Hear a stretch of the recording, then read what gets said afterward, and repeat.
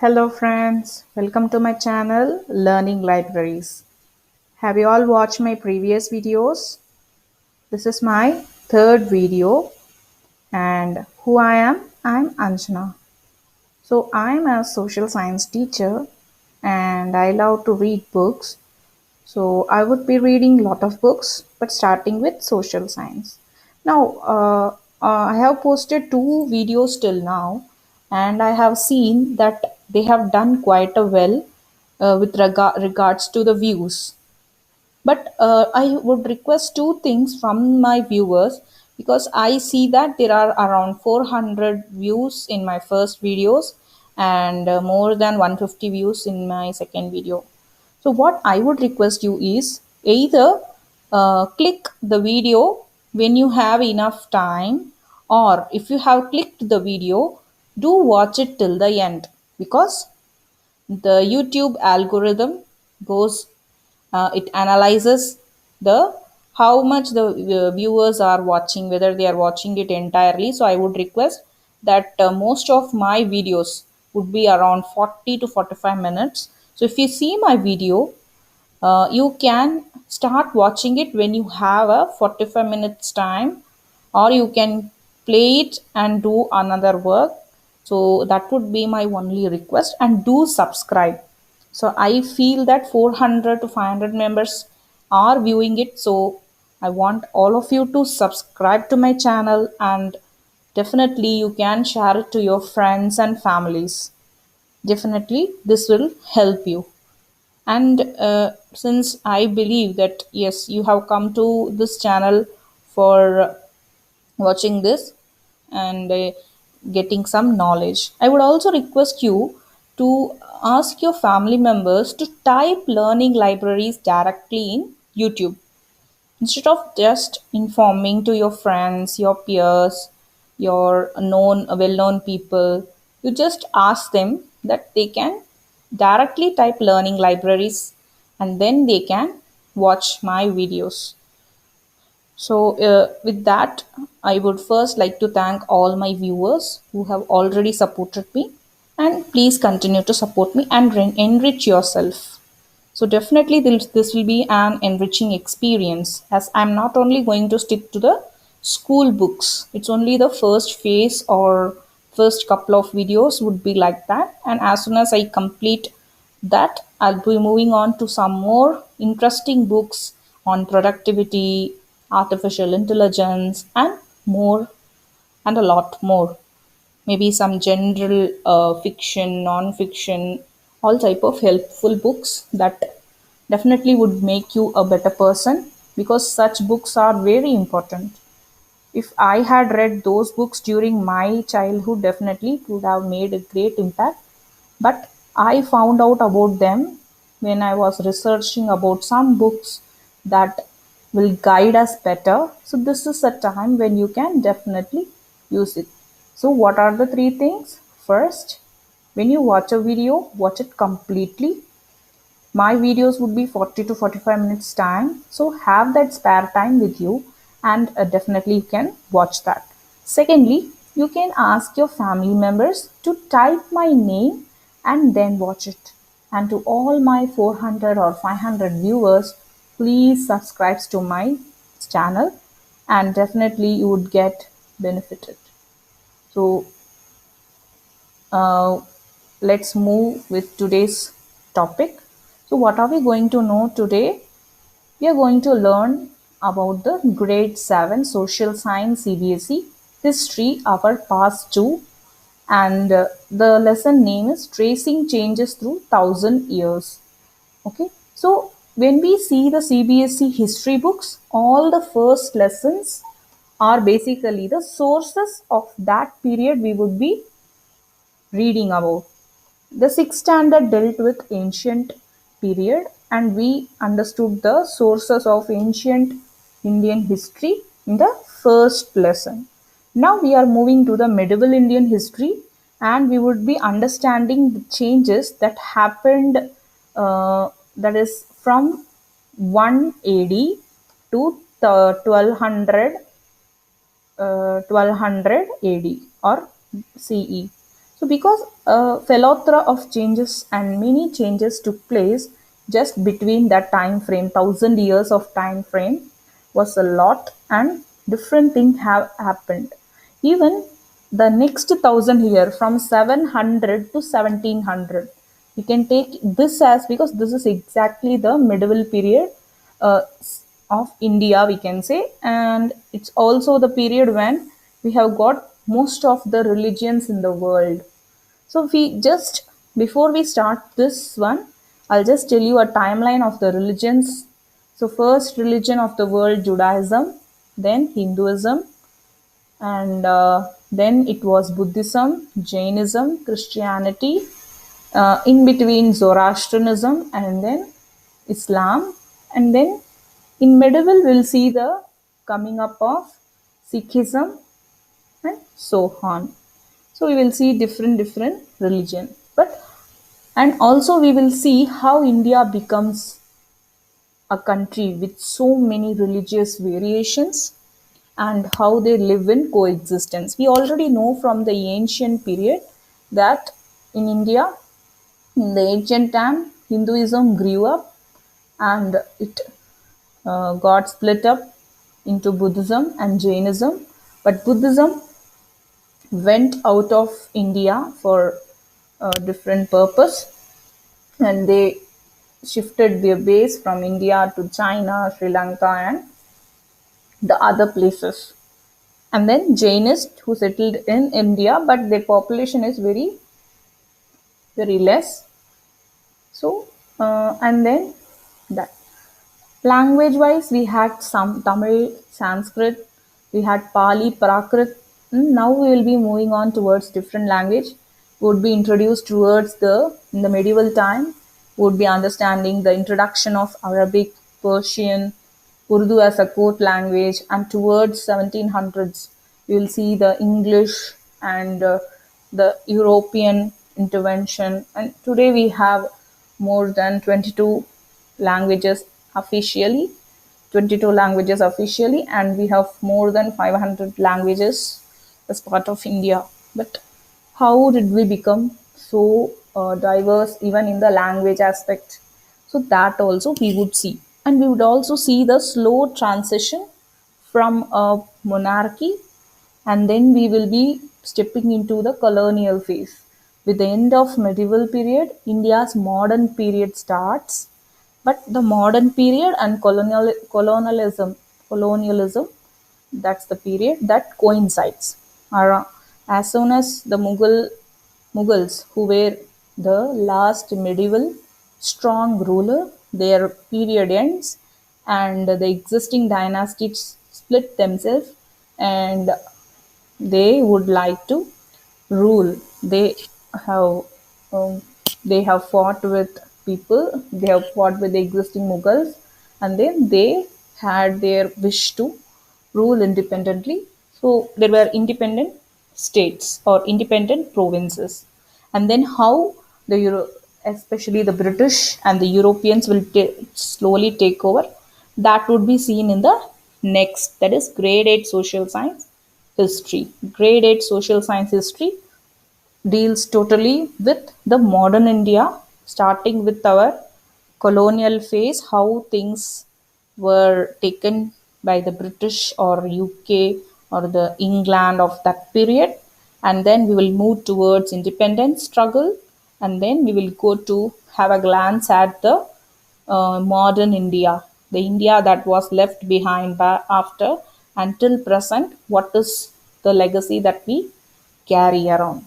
So let's move forward with this lesson. So this lesson deals with sources of medieval Indian history, and the time period is 700 CE to 1700 CE. So let's move forward. I would be reading and paraphrasing the lesson. Tracing changes through 1,000 years. Take a look at maps 1 and 2. Map 1 was made in 1154 CE by the Arab geographer Al Idrisi.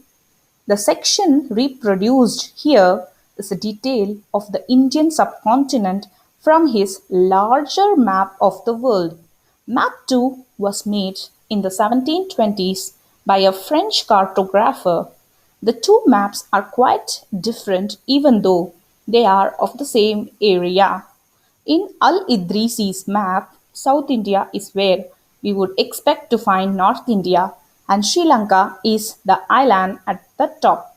Places are marked in Arabic, and there are some well-known names like Kannauj in Uttar Pradesh, spelled as Quanauj. Map 2 was made nearly 600 years after Map 1, during which time information about the subcontinent had changed considerably.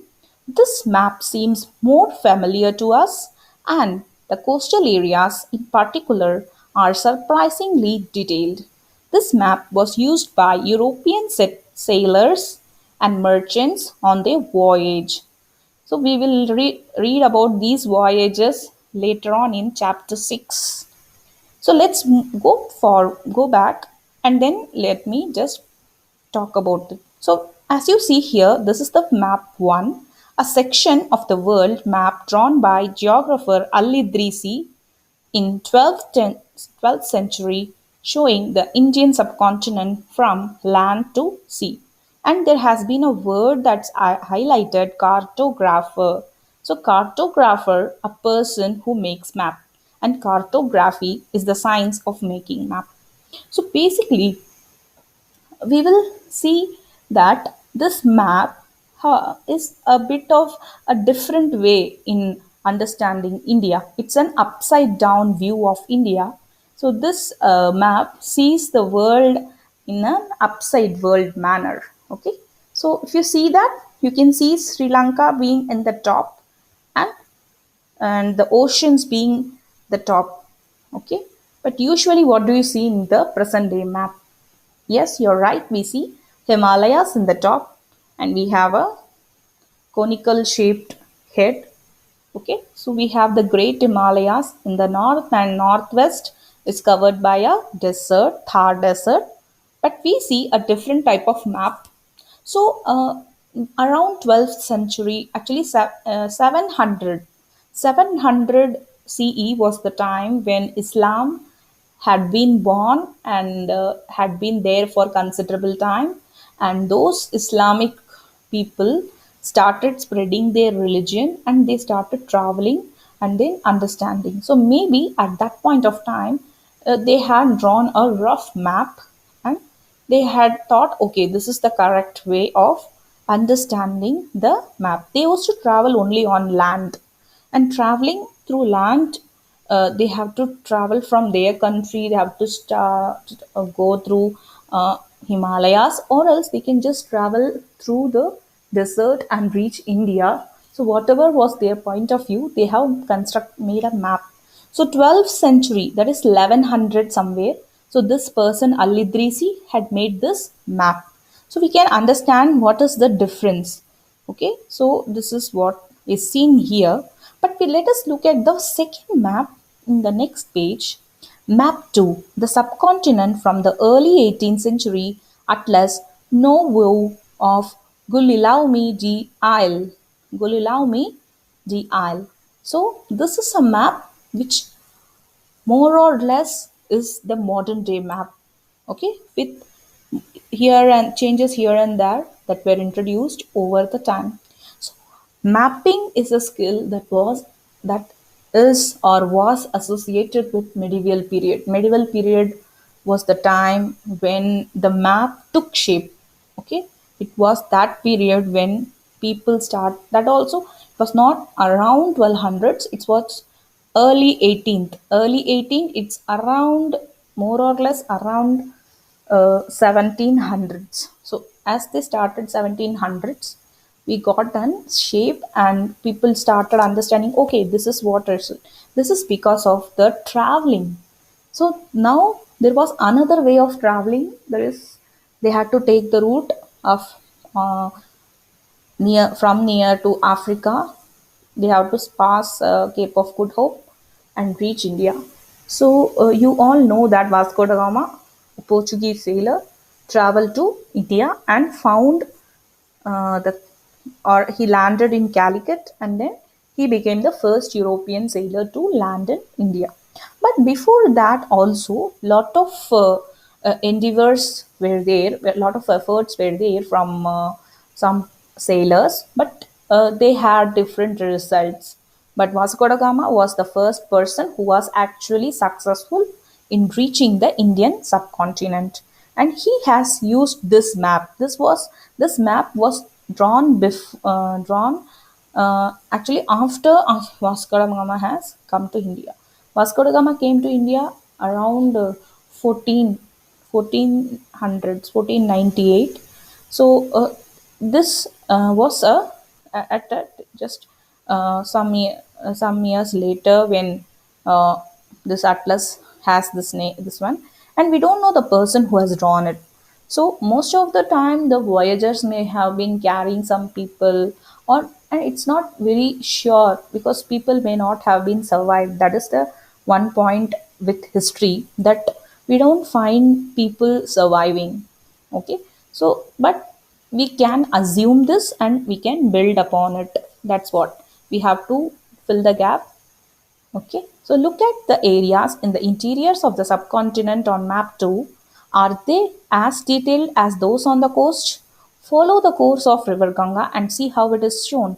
Why do you think there's a difference in the level of detail and accuracy between coastal and inland areas?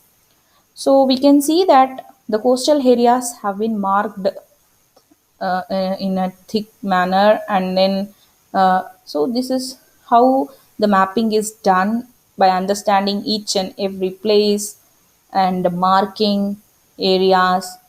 See, you can see the Ganga river, how it has been shown as flowing. So that's what it is. We can see that Ganga river flowing towards a particular direction, especially merging with the West Bengal Brahmaputra, and it will join to Bay of Bengal later on. And yes, this is what it is. So let's move on. And but before moving on, see, the names are different. Names are different, written in a different manner. In the first map, Kannauji. So there will be different ways in pronunciation because each language had made a difference to what is being said. Next, equally important is the fact that the science of cartography differed in the two periods. When historians read documents, maps, and text from the past, they have to be sensitive to the different historical backgrounds, the context in which information about the past was produced. So, the most important thing is I cannot just read a piece of paper and make an assumption, okay, this is the truth. Actually, I have to go beyond the context. Okay, I have to understand why, what was the situation in which this thing happened. Maybe the same item had been used for a different purpose at a different point of time. It can be a word, it can be uh, a place, it can be something. Earlier, we used to place something as a very important. As day goes on, we put it back. For example, there was a time when we had radios in our hand and we were listening it always and understanding it. But as time pass on, we have changed to the mobile phones. We have changed to the smartphones. So I cannot just say, oh, smartphones. These smartphones have always been there since decades, and people have been interacting. I have to understand whether this was the case, whether something else was there before that, which was also supplying or which was also helping people to communicate. I have also to understand whether this mobile phone is there with every person in the country, whether people in the villages do have mobile phones, and whether they can use this for the communication, or still there are gaps. So all these factors contribute. We have to understand the different context. Okay, so we will move forward with that. and we will understand what were these contexts. These contexts were not available in the ancient, because in ancient period it was just the initial phase when everything was happening, but we couldn't categorize them. We couldn't, it was, everything was just a few things, few events happening, and it took some time to actually understand what was what. But by the time they came to the medieval period, there was some definitions, and they could set their mind, okay, in this area, same rice is a food that is that is consumed as a just sub meal or a small part of a meal, and this area the rice is consumed as a staple food. So everywhere things change. Now let's go forward with the next heading, new and old terminology. So new and old terminology will be like we are understanding about homophones and homonyms. Okay. So words that may have same spelling with different meaning, and this how the meaning has changed, that we have to go back in the history. We have to understand how meaning of a particular word has changed. If the context in which information is produced changed with time, what about language and meanings? Historical records exist in a variety of language and have changed considerably over the years. Medieval Persian, for example, is different from modern Persian. The difference is not with regard to grammar and vocabulary. The meaning of words also change over time. Take the term Hindustan, for example. Today we understand it as India, the modern nation state. When the term was used in the 13th century by Minhaj e Siraj, a chronicler who wrote in Persian, he meant the areas of Punjab, Haryana, the lands between Ganga and Yamuna. He used the term in a political sense of for lands that were part of the dominion of the Delhi Sultan. The areas included in this term shifted with the extent of Sultanate, but the term never included South India. By contrast, in early 18th century, Babur used Hindustan to describe the geography, the fauna, the culture of inhabitants of the subcontinent. As we will see later in the chapter, this was what somewhat similar to the way the 14th century poet Amir Khusrau used the word Hind, while the idea of a geographical and cultural entity like India did exist, the term Hindustan did not carry the political and national meanings which we associate with it today. Historians today have to be careful about the terms they use because they meant different things in the past. Take for example a simple term like foreigner. It is used today to mean someone who is not an Indian. In the medieval period, a foreigner was any stranger who appeared in a given village, someone who was not part of a society or a culture. In Hindi, the term Pardesi might be used to describe such a person, and in Persian, Ajnabi. A city dweller, therefore, might have regarded a foreign forest dweller as a foreigner, but two peasants living in the same village were not foreigners to each other, even though they may have had different religious or caste backgrounds.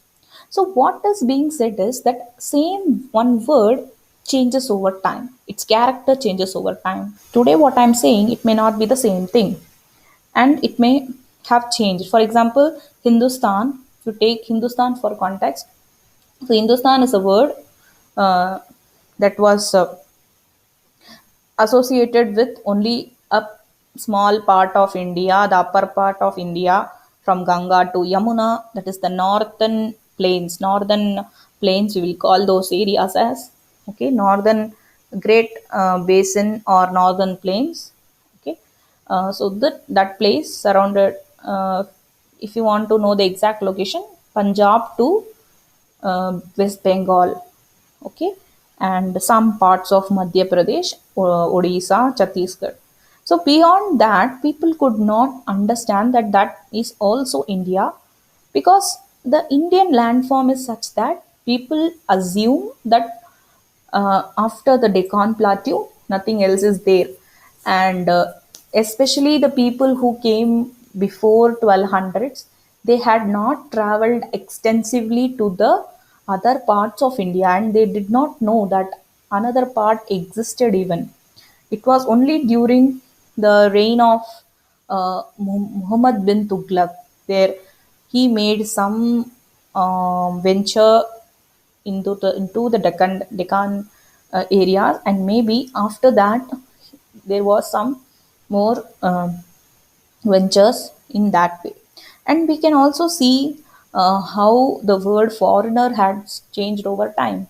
Earlier, people who used to leave India and come back, even they were known as foreigners. And in a village, people living in a different city can be a foreigner. So this concept of foreigner has changed over time. So everything changes over time, and if you are to understand something correctly, you have to read it two or three times. Twice you have to read it to understand what was the actual context. For example, the word beer and bear, spelling is same, so you have to read it twice or read it carefully to understand what are they talking about, what here has been mentioned. There's one more word in English called silly. I want you to find what was the word silly associated with in earlier times and mention in the comments. So you will find out what it was and what has been changed. Silly, SILLY. Please find out about it and mention in the chat or in the comments. So let's move forward. Historians and their sources. Historians use different types of sources to learn about past depending upon the period of their study and the nature of their investigation. Last year, for example, you read about rulers of Gupta dynasty and Harshavardhana. In this book, we will read about the following 1000 years from roughly 700 to 1750. You will notice same continuity in the sources used by historians for the study of this period. They rely on coins, inscriptions, architecture, and textual record for information, but there is also considerable discontinuity. The number and variety of textual records increased dramatically during this period. They slowly displaced other type of available information. Through this period, paper gradually became cheaper and more widely used. People used it to write holy text, chronicles of rulers, letters and teachings of saints, petitions and judicial records, and for registers of accounts and taxes. Manuscripts were collected by wealthy people, rulers, monasteries, and temples. They were placed in libraries and archives. These manuscripts and documents provide a lot of detailed information to historians, but they are also difficult to use. There was no printing press in those days, so scribes copied manuscripts by hand. If you have ever copied a friend's homework, you would know that this is not a simple exercise. Sometimes you cannot read your friend's handwriting and are forced to guess what is written. As a result, there are small but significant differences in your copy of your friend's work. Manuscript copying is somewhat similar. As scribes copied manuscripts, they also introduced small changes, a word here, a sentence there. These small differences grew over centuries of copying until manuscripts of the same text became substantially different from one another. This is serious problem because we rarely find the original manuscript of the author today. We are totally dependent upon the copies made by later scribes. As a result, historians have to read different manuscript versions of the same text to guess what the author has originally written. On occasions, authors revise their chronicles at different times. The 14th century chronicler Ziauddin Barani wrote his chronicle first in 1356 and another version in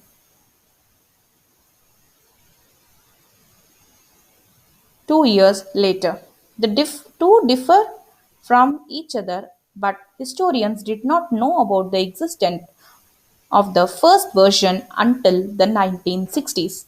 It remained lost in a large library collections. So what did we understood?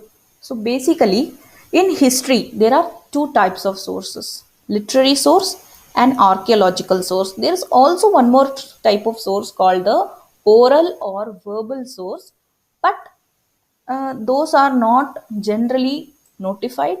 But yeah, you know the stories and word of mouth stories. So yeah, but we generally associate literary and archaeological sources. And in the ancient period we saw that in the literary source inscriptions and manuscripts were very important. And in the architectural side we saw some we would have seen in ancient period some text buildings, coins, punch marked coins, and things, objects, pots, and so on, bones. But this medieval period is somewhat different, that there are more textual. Today you are all writing, typing and recording, so that kind of emphasis on written material started in medieval. By the 1,000 years there was a large collection of handwritten as well as typed material towards the end of the era, but towards the beginning of 700s it was manually written manuscripts. And people, Islamic people who used to come to India, they used to learn the language Sanskrit and translate each and everything into their own language. Now, as it is mentioned here, you always know that copying a handwriting is a very tough task. Have you copied a handwriting of a friend who writes very badly? Even one letter is not legible. But what can you do? It is that call of the nature, and at that moment only he is available, and you have to make do with that, and you have to use that option. Also, there was some new term called archives. So usually you will see that things, objects are displayed in a museum. In the same museums, there are archives also. So archives contains all the textual books, textual materials, papers, books, tablets, everything stored in it. And particular states museum will have a particular archives. Okay, so what people used to write and why they used to write? Firstly, paper was available very cheaply. From where did paper start? China. Okay, China is the country from where paper was invented, and it got spread across the world. So paper was invented around 600 CE, and after 600 CE it's just started to reach all the places. Okay, now this paper has changed the context. They don't have to write on leaves anymore. So what they used to write, who used to write? Firstly, holy text, whether it was a Hindu text, it was a Muslim text, that Islamic text, Bible. So all those things were written, holy text. Then chronicles of rulers, that is dated. Okay, they have to date things. They have to date and record things. Okay, then letters, also important letters, and teachings of saints. Saints also would have written letters to rulers, and their teachings, their sayings like Ten Commandments or maybe Dhamma or some other. But Dhamma comes into the ancient. it was inscribed. But then in medieval, there'll be more saints, Sufi songs, and then saints of Maharashtra and different. We'll go through them in the lesson. So that also petitions and judicial records. So we see some form of government structure having coming up, and they will also record things. They will record the land transaction and other things. They need the papers, judicial records. They have to file evidences, or like how they have conducted one proceedings, and how they can use the same setup to the next proceedings, like experience. They want to understand what was done before and how to continue it to the next level. So that's what it is. And then for registers of accounts and taxes, so keeping account is very important, and when you write down and make a note of each and every expenses, it becomes truly a good way to do that. These manuscripts and documents provide a lot of detailed information. So basically, these manuscripts were very detailed, and now we have temples, monasteries, buildings to protect them. It was not so like earlier times in the ancient period when there were very less buildings. But now there were enormous palaces where these things can be safeguarded if we safeguard the palace itself. So, what is an archive? Archive is a place where documents and manuscripts are stored. Today, all national and state governments have archives where they keep all their old official records and transactions. So, you have these archives now even in emails. In your Gmail, if you see there's an archive. In your Google Classroom, there's an archive. You can just keep the used thing that you may require sometimes later into that file. Okay, now you can see a person here. So this is a scribe is a person who writes with your hand. Yes, you too may be a scribe. You're writing classwork. Yes, so scribe particularly used many types of handwriting. So here let's see what's written. A painting of a scribe making a copy of a manuscript. This painting is only 10.5 centimeter by 7.1, 10.5 centimeter by 7.1 centimeter in size. Because of its size, it is called a miniature. Miniature paintings were sometimes used to illustrate the texts of manuscripts. They were so beautiful that later collectors often took the manuscripts apart and sold just the miniatures. So basically, just the miniatures itself was very, very useful. So miniatures, like a painting, but this was just the handwriting, and people were so impressed that it only that part of the manuscript was sold at a very high price. Okay, so one more thing has been written here, that because of the difficulty of handwriting, when a person copies, there will be one or two or more errors here and there, where people miss a word, then they try to overcome that by adding a word. So there will be different versions of the same thing. For example, there is a two different versions of Ramayanam in India, if you think. So there will be a version of North and South. So definitely it is because there were some minor changes with regards to the story made at different point of time. Different kind of handwritings could make the reading of Persian and Arabic difficult. The Nastaliq style is cursive and easy to read. The Shikaste on the right is denser and more difficult. So if you see, the left side is the Nastaliq. The Nastaliq scribe is cursive and it's easy to read. The other side, it's a denser and more difficult handwriting called Shikaste. So basically, in the medieval period, we see the Arabic and Persian language coming up to the Indian continent. As people, travelers used to come here, they used to give one part of their record to the king or ruler and maybe carry on.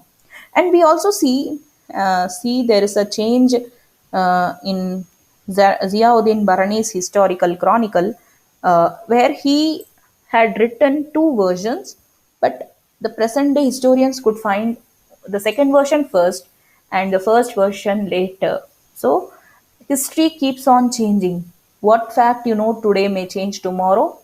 So there would definitely be changes, and you can say, "Oh, why this?" Because still history is being found out. You would see historians finding each fact every day, and after 5 years, this history would definitely change because of what is the fresh evidence, and things would change. Things are still evolving, so don't get frustrated, and that's a good, it keeps you enriched, and you can understand there are still unknown mysteries.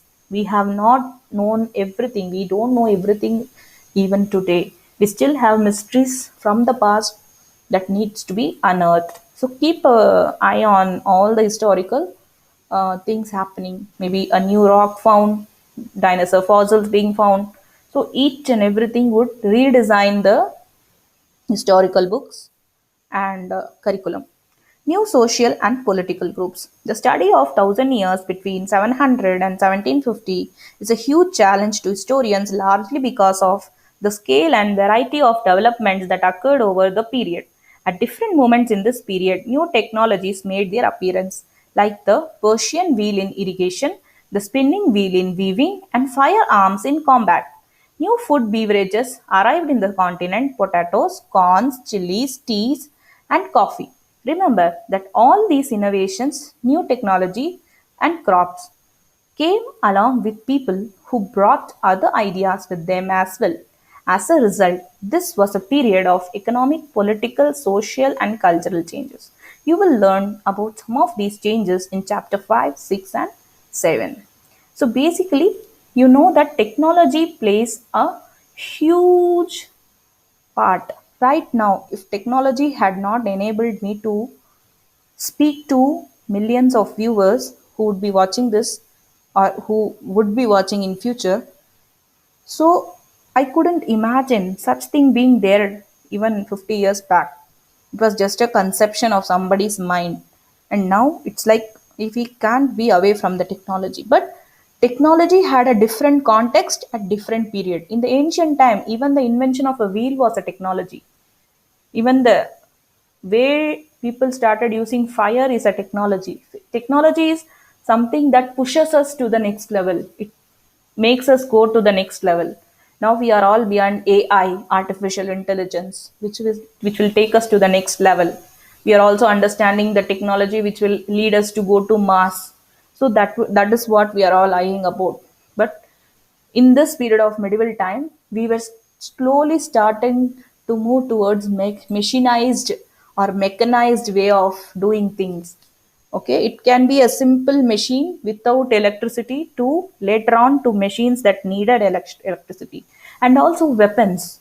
People needed to safeguard themselves. In the ancient period, only swords and all handmade tools and weapons only were used. But by the end of 1700, we will see that the Europeans came with guns and all kind of weapons and new type of crops. We didn't have tea, we didn't have coffee in our country, we didn't have potatoes, corns, and chilies.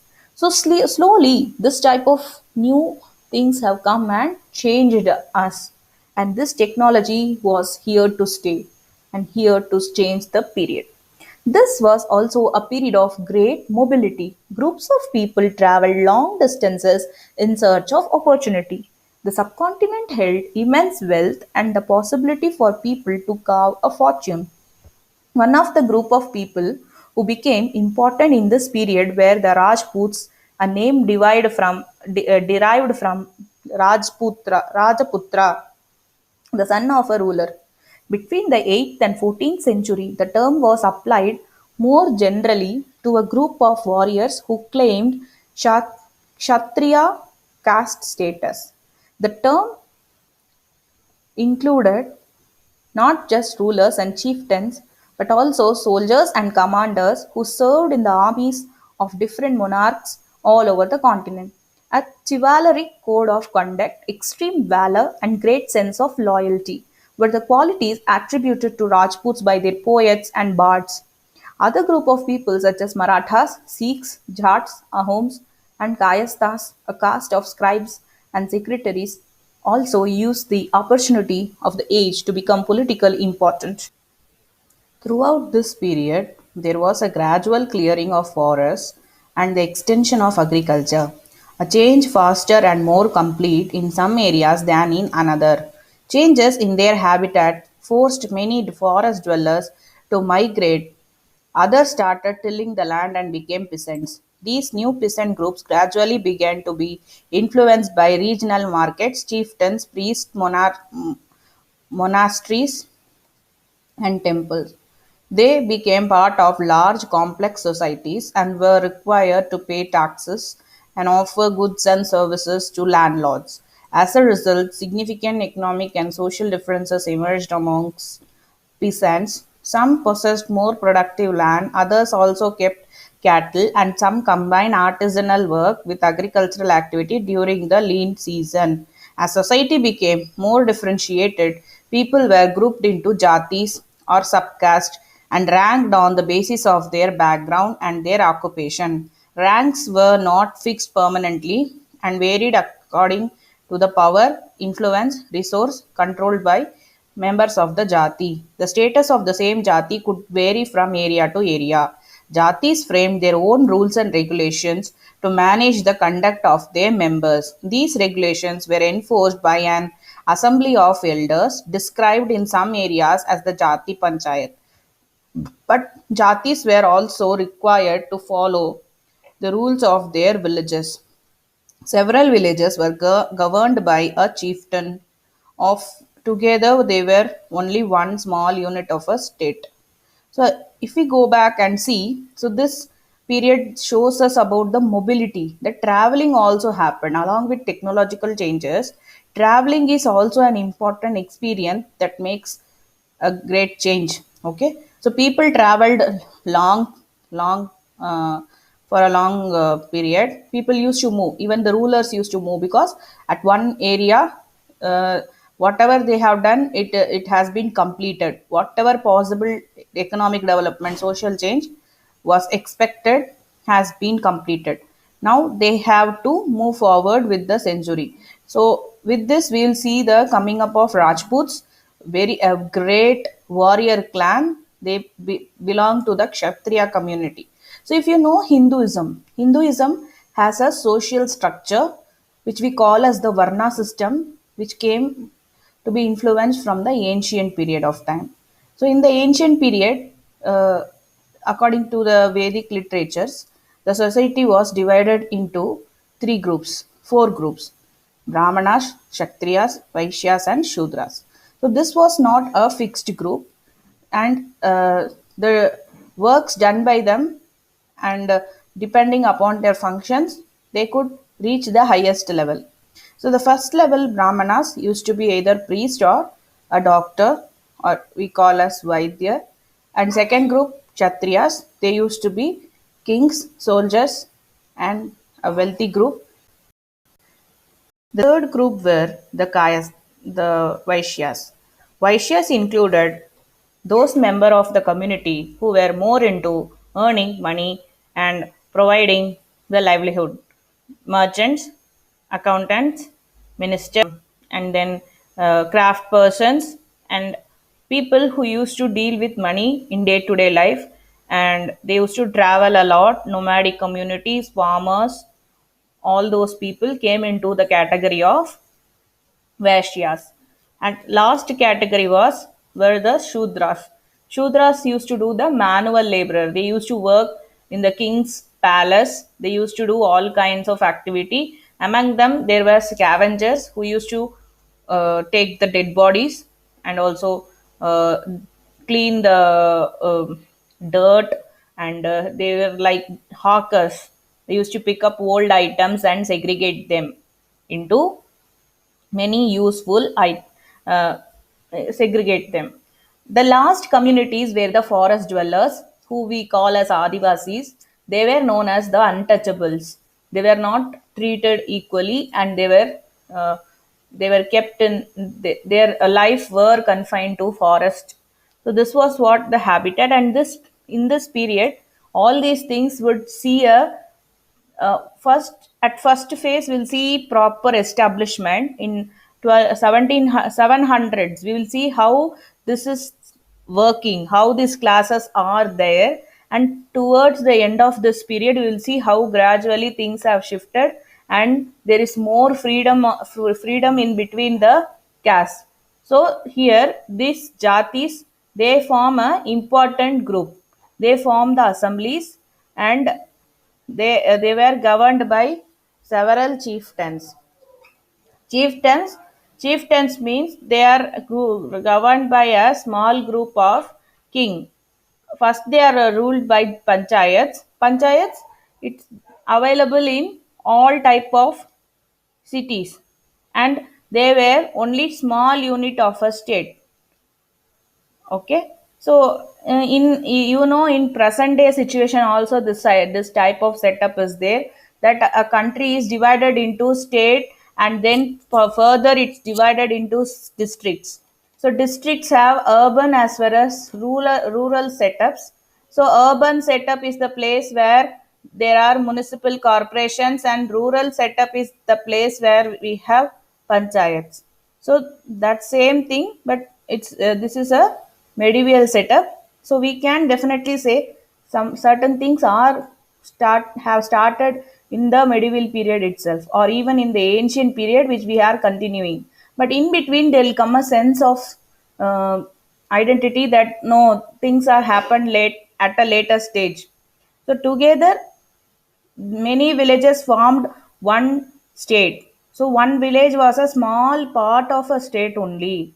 Okay, a village was governed by a chieftain, maybe a minister, an army officer. They used to do that. So lot of mobility was seen, lot of new groups, Rajputs, and towards the end we see Marathas, Sikhs, Jats, Ahoms.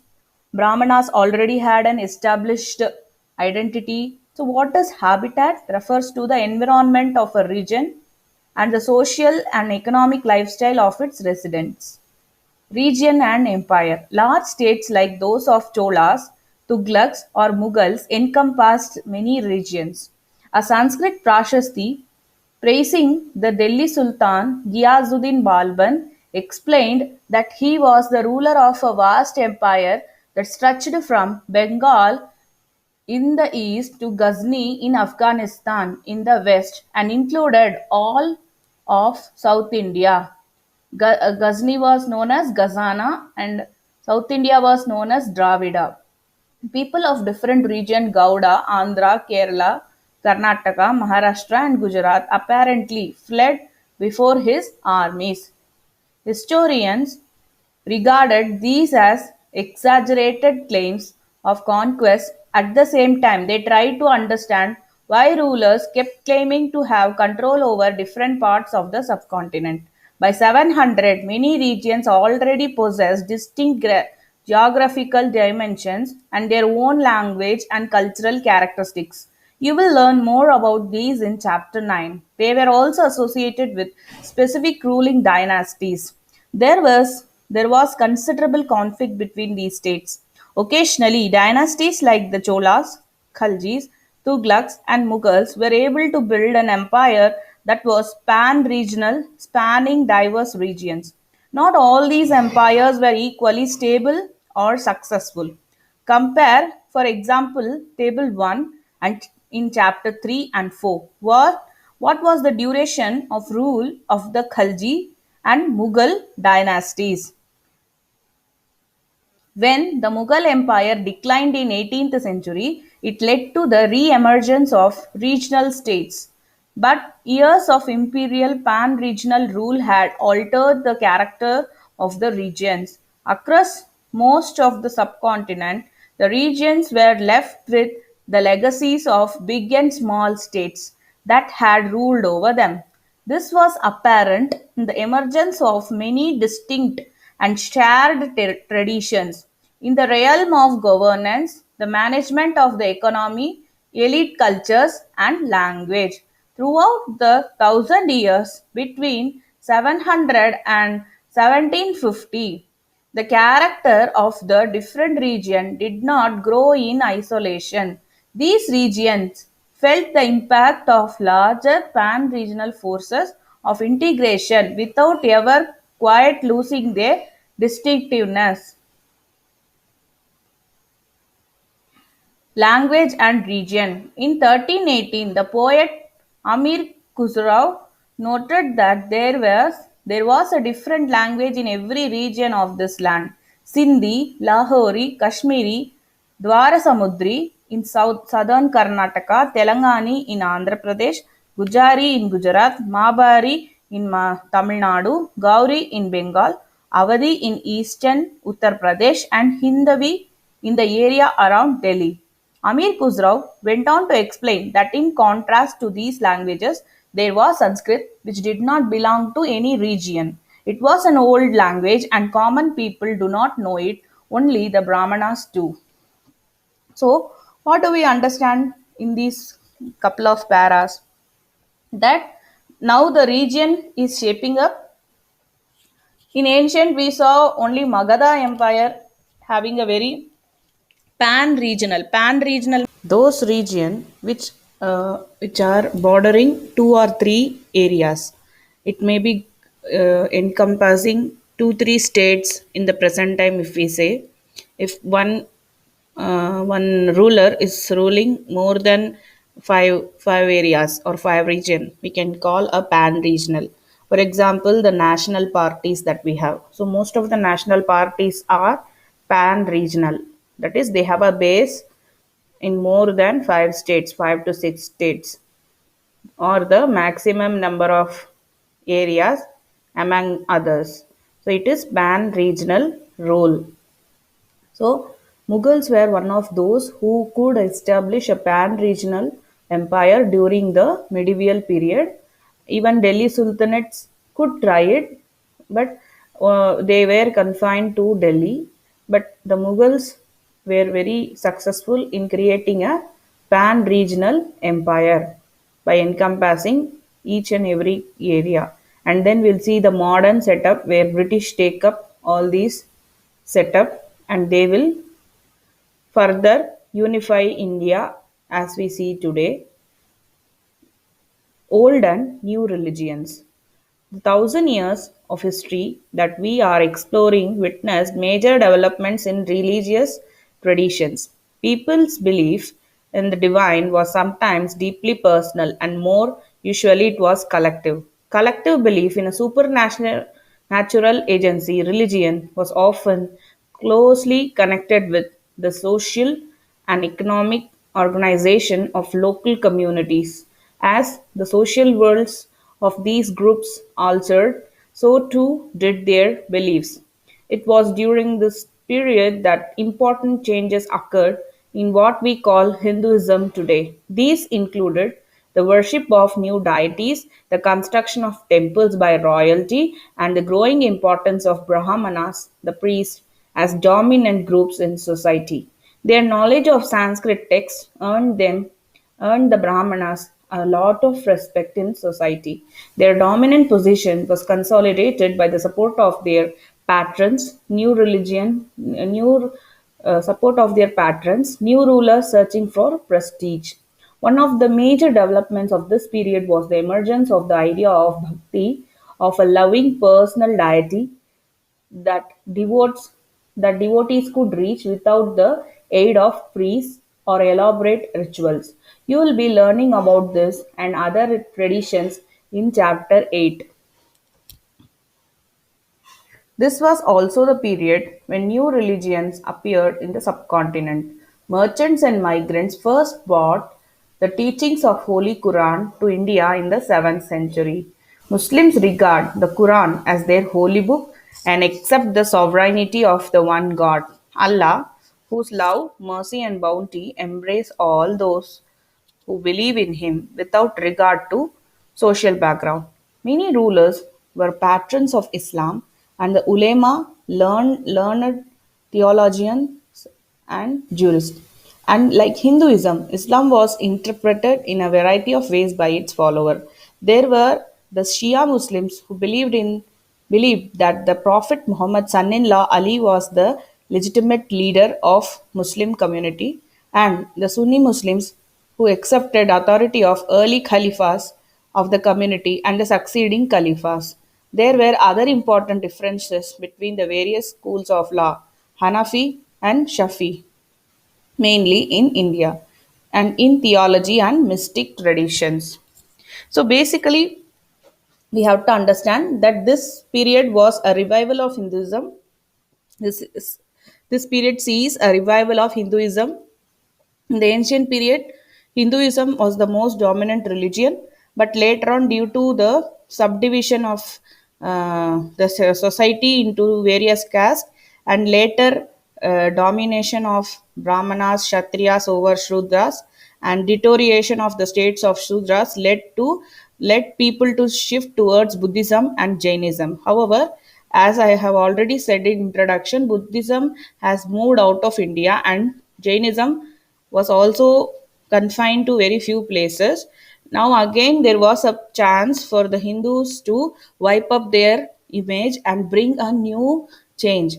So now what happened, as there were a new class of rich people, people who used their talents and came up, like ministers, maybe sons of some people, or some people who have listened to, who have the knowledge to gain even though they were belonging to a poor family. So this allowed them to gain access. Also the Brahmanas again got an important position. Now they were ready to uh, teach Sanskrit literature in various languages.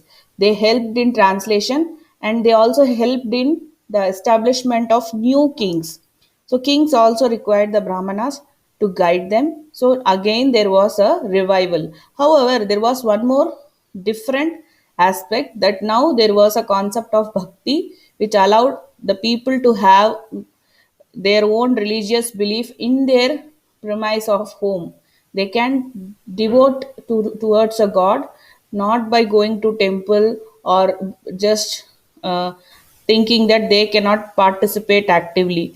Bhakti aimed at teaching shlokas and making the god as a personal figure, so that the people are encouraged to do the pujas and prarthanas by themselves, not just by visiting a temple or having a priest always. It's not necessary. If you know the shlokas and if you know the traditions, then that can be done from our home itself. So that was the bhakti which said from wherever you are, you can reach God. But earlier it was a rule that only Brahmanas could do, only they could do. But later on in this period, we will see that due to the teachings in vernacular languages, in local languages, all the shlokas and other kind of hymns were learnt by the people, and this became a way in which the bhakti movement started. Now there is another religion that came up during the medieval period. It was the Islamic religion called Muslim. So these people of Islamic religion are known as Muslims. Sometimes they are also known as Mohammedans. So this religion starts around 700 AD in the world, and then the people start moving with their animals here to different parts, understand and spread Islamic religion. So Islamic religion is a monotheistic religion with one god called Allah, and their holy book is known as Quran. So the Muslim religion says that Allah is the only one God, who is a single, or they don't have to pray for a multiple gods. One God who gives them love, mercy, and he takes care of all their sorrows and difficulties. Now, in Muslims also they have priests who are known as ulemas. Who are these ulemas are similar to the priest Brahmanas that we have in Hinduism, and these ulemas also are theologians. Theologians, religious leaders or religious gurus, as well as jurists. They know about the laws of that particular religion. Again, like Hinduism is divided into various sects like Shaivites and Vaishnavites. Here also there is a two categories of Islam, that is Shia Muslims and Sunni Muslims. Shia Muslims are the people who believed that Prophet Muhammad, who was Prophet Muhammad, the person who started, who initiated the the Islamic religion. He was the one who went to a cave and he heard Allah, and then he spread the word of the Islamic religion. So he is the initiator. There is one sect of people called Shia Muslims. They believe that this Muhammad's son-in-law Ali, he is the legitimate leader of Muslim community. But there is another community, Sunni Muslims. They believe that there is a Khalifa, a head priest or head ulema, who at present he is situated in Turkey. Turkey has always been the base of Islamic religion, and all the mosques and all the ulemas get their orders from Turkey. So, this Turkey is the place where the Khalifa, the religious head of Muslims, live. That is Sunni Muslims. Shia Muslims believe that Ali was the legitimate leader, and Sunni Muslim believe that there is a Khalifa who is the leader. Okay, and there is also variations in their law, Hanifa and Shafi, and theology, how they do different celebrations and what kind of customs they practice, and also mystic traditions like songs, dances, or what type, how they will carry forward their religion. Now, thinking about time and historical periods, historians do not see time just as passing of hours, days, or years as a clock or a calendar. Time also reflects changes in social and economic organization, in the persistence and transformation of ideas and beliefs.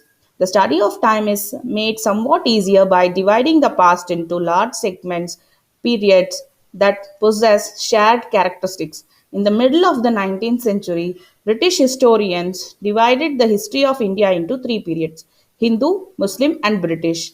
This division was based on the idea that the religion of rulers was the only important historical change, and that there were no other significant development in the economy, society, or culture. Such a division also ignored the rich diversity of the subcontinent. Few historians follow this periodization today. Most look to economic and social factors to characterize the major elements of different moments of the past. The histories you read last year included a wide range of early societies, hunter gatherers, early farmers, people living in towns and villages, and early empires and kingdoms. The historians you will be studying this year are often described as medieval. You will find more about the spread of peasant societies, the rise of regional and imperial state formations, sometimes at the cost of pastoral and forest people, and the development of Hinduism and Islam as major religions, and the arrival of European trading companies.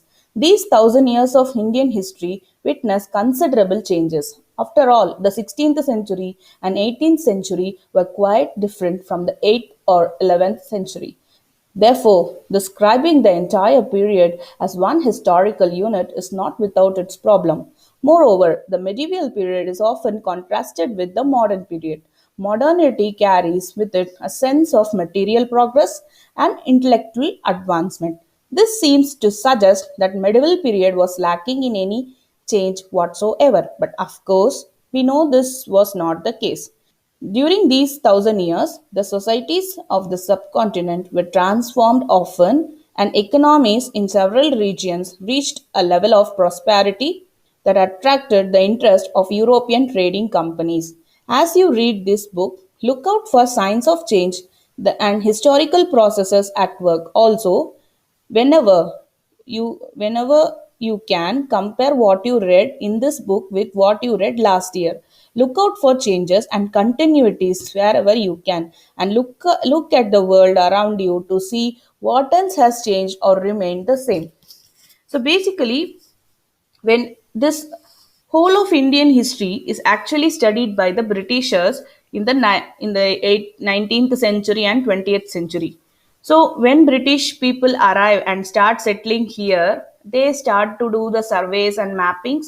about which you would be knowing in the 8th standard, but they will survey or they will go all around India and collect data and make. But initially they made it into a biased way. Biased means one sided notion. So they just divided Hindu, Muslim, and British periods. But actually, it was not so, because there were so many other religious developments happening at the same time. Not only Hindu, Muslims, and British. There were Sikhism, there were Zoroastrianism, there were different religions that developed in the same period of time. So, categorizing as Hindu, Muslim, and British is not the right method. How do we classify periods? Ancient, medieval, and modern. Medieval is a period where lot of changes took place. It is only a process. Medieval period is basically into process. Ancient period was just the initial phase where we started to gather whatever information was there, we gathered. But now in medieval period we could categorize them, but changes are happening. It's going to take some major things, and then we will move into modern phase.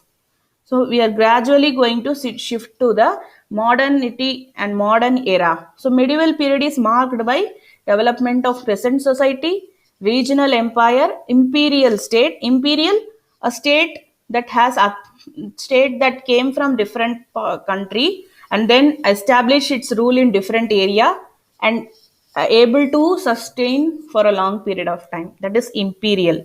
They are not part of this country as like indigenous community, but they have come from some other place and established their authority, and then it continued for a long period of time. Example, the Mughals. Modernity. What is modernity? Modernity is something that is relevant with the material progress. That is how, what are the technological things that a country has developed. So this towards the end of the medieval period, we have a good weaving community who produce the good quality textiles. We had craftsmen, we had ironmans, we had agriculture, and we had also rulership.